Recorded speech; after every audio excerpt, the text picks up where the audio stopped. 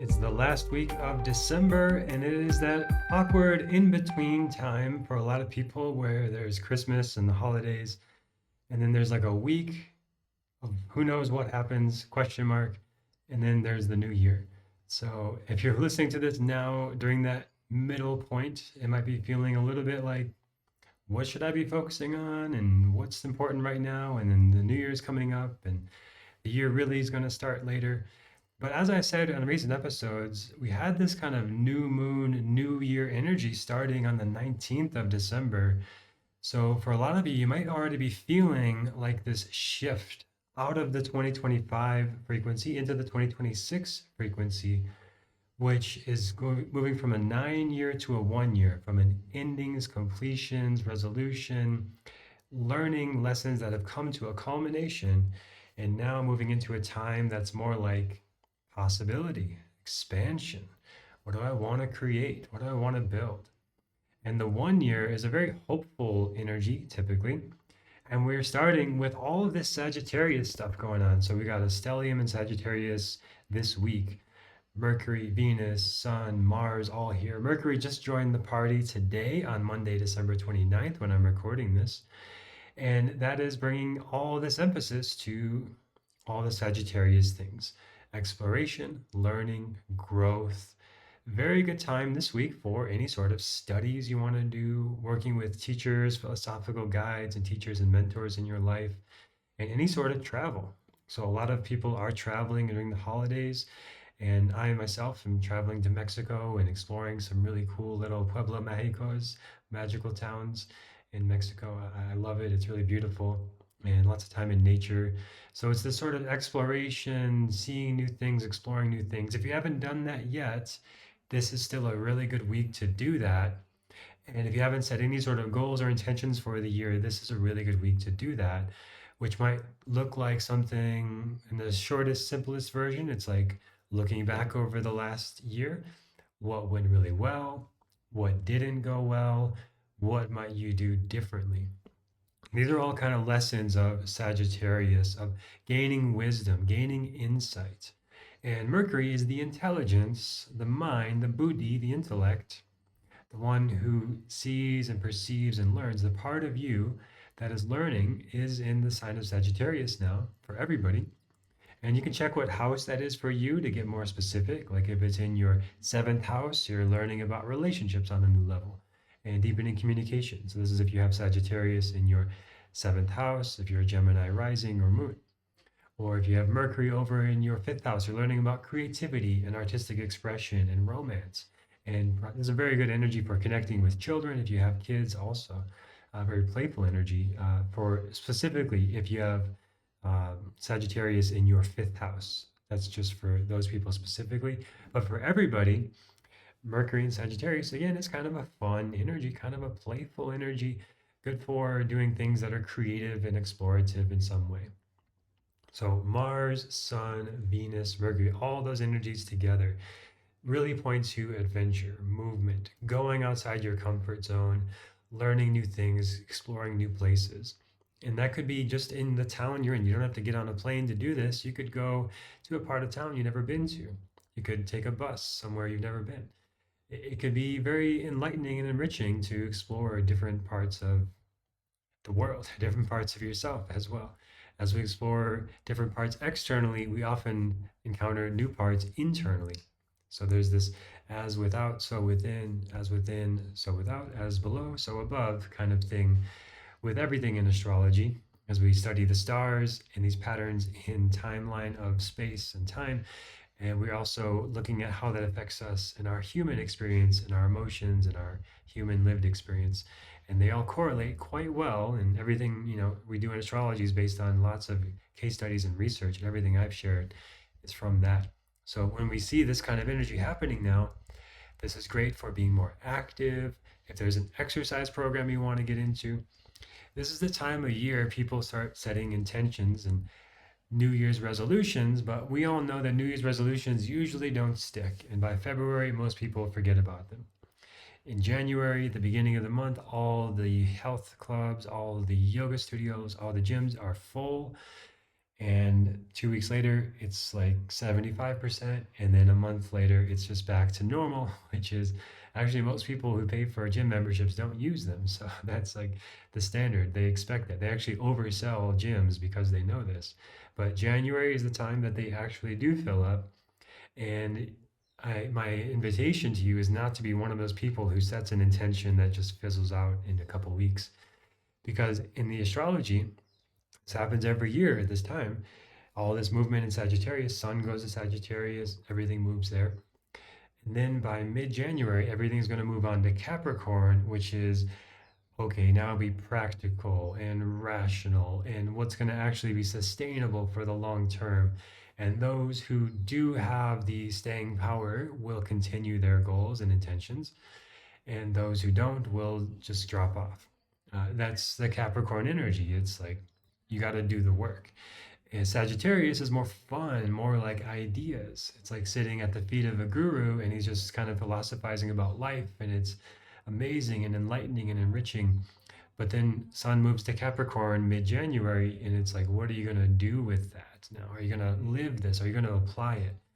Because knowledge is just in the ethers until it's actually embodied in the material realm of the earth element. And that's fine, if you want to live an ascetic life, or if you are inspired by that kind of those kind of teachings, there's nothing wrong with that. But just know that you may find some resistance come up in mid-January to what you're doing now. And now is like exciting, fun, free. Let's explore, let's try things, let's be hopeful, let's dream big. But by mid-January, it's like you got to be practical about it and put it actually into action. So doing that, the process I talked about recently and in the Mindful New Year workshop at mindfulnewyear.com, it's basically like a GPS. It's like you have point A where you are today and point B where you'd like to be, let's say at the end of 2026. And rather than just going point A to point B, we can think like a GPS, and now we map out a path and steps, and going beyond that into the spiritual, rather than just thinking of a linear path, the shortest distance between 2 points is a straight line. But spiritually and energetically, the shortest distance between 2 points is not a straight line, but a point. So if I'm going from San Francisco to New York, once I get to New York, I'll feel happy, excited, enjoying. It's an adventure. But the whole way there, you're not feeling happy or excited or enjoying. It's not an adventure. Then when you get there, why would it change, right? Just because you're in a different place, you're still coming with a certain energy and frequency, and you're likely to continue to attract that frequency. So the sort of magical, energetic, spiritual perspective, which I find to be actually very real, and it's backed by neuroscience, because our thoughts seem to be reacting to our reality, but our reality is actually reacting to our thoughts. And that's neuroscience. That's like grounded science. And if we think that way, in point B, let's say you want to have a certain health goal, a certain financial goal, a certain lifestyle goal, you can embody those energies now and start to create that energy now and be in that frequency now. And then that outcome, point B, will be the inevitable outcome of it. Or you might realize I actually didn't want to go to New York. I'd rather stay over here in North Dakota or whatever, as a metaphor. Or I thought I wanted to have this much money, but I'm really happy with this much money in this lifestyle and not working all the time, or whatever the thing is for you. So this is a way to approach it. And again, if you want more, mindfulnewyear.com, I go through the whole process and all the transits of the year ahead. So you do want to consider like not just what's happening week by week, but what's happening in the big picture. And in the big picture, I've talked about a lot, Pluto and Capricorn, still 15 more years of that. And that is like really challenging and shaking up all of the structures of society, particularly the United States, which has such a big influence on the world and the structures of the world, and the US dollar being the primary currency of the world. This is having a huge effect on everything in the structures of the world. So that's, in flux. There's revolution, there's change, there's big movement around the world in general. financial things as well. I've talked a lot about this. By 2030, we'll likely be moving to some sort of digital world currency because Saturn will reach Taurus. And every time Saturn is in Taurus, every 30 years, we have a big change of the financial structures of the world. So that, and then Saturn's movement through Aquarius, which always leads to revolutions in technology. And we had that with AI. And then Saturn in Pisces leads to some sort of bubble with that technology. And like, where does it fit into society? How does this work? Just like it happened with the World Wide Web in the late 90s, it's happening now, 30 years later. And this is part of the whole natural movement of cycles of time. Now, if we're on a personal level, we zoom out like that, we come back to this week right now. What is important to you? What do you want to move towards? What do you want to create in your life? And I can think of it again like the GPS. You're at point A today, and you can think about what is point A for you. Where are you at in your health, wealth, relationships, and purpose, the four aims of life? And then point B, where would you like to be in your health, wealth, relationships, and purpose by the end of this year? And what often amazes me is like that might seem like a long way away, but it's going to happen very fast. But it amazes me like how much you can actually do in a pretty fast time when you're working with energy on a spiritual level like this. Like that idea of like the shortest distance between 2 points being a point. When you start to embody these energies, things can move very fast, like almost instantly. And you can see like instant synchronicities, instant manifestations, like, oh, I really want this thing in my life, and then tomorrow it's there. Not always like this, not guaranteeing anything or promising anything like that, but I've experienced it many times. I've seen it many times with clients that when you just take away the resistance and you take away, like, it has to take all year to do this, or I have to go through all these trials, or once I get to this thing, then I will feel this way. Conditioning our responses, that all gets in the way of movement, of energy and motion, which is emotion, and our emotions guiding us to move in the direction of our intentions, which are ideally coming from the heart, which in Sanskrit we call the sankalpa, the heartfelt intention. So if it's coming from your heart and you have no resistance, things are going to move fast. If it's coming from the ego, the mind, control, and you have resistance, things are going to be hard. And it's going to be a lot of resistance, frustration, doubt, fear, overwhelm.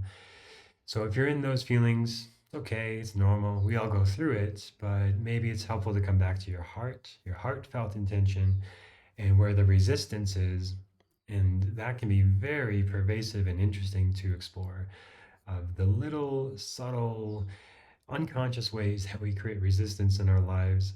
And there's so many, like I could do a whole episode just on this, of like all the ways we kind of step on our own toes or make life a little harder for us than it needs to be. Like just letting dishes pile up, letting apps pile up on your phone, letting clutter pile up in your life in any way, being late to things, no judgment on any of this. We all do it at times, but these are interesting little ways that we say we want something, and then we put these little obstacles and barriers and resistance in the way to keep us in our comfort zone, which is what the ego wants, like to be comfortable, safe, familiar. And there's some of that that's really healthy. Some of that can become very limiting and block us from the growth that we ultimately want.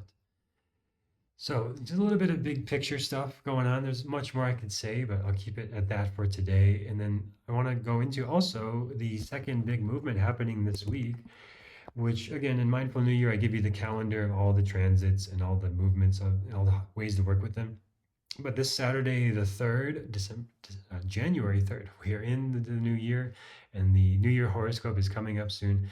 But this is the week we transition over, and the full moon will be in Ardra Nakshatra in Gemini. Ardra is quite transformational. It's ruled by Rudra, the storm god, and symbolized by a teardrop, representing releasing of emotion. So there can be a lot of emotional clarity coming through at this time through telling the truth. Gemini is intellectual, Ardra is emotional. So this isn't the typical Gemini energy people think about when they say Gemini, but it's actually more feeling based. There's a need for emotional catharsis around the beginning of January. So this could be like having a nice big cry or going to an ecstatic dance and moving all your energy out. Doing some sort of emotional movement with like Kriya yoga or breath work.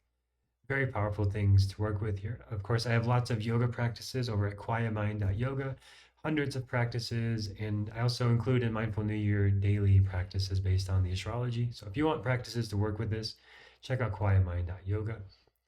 There can be intellectual breakthroughs on this week, especially the end of this week around Saturday the 3rd.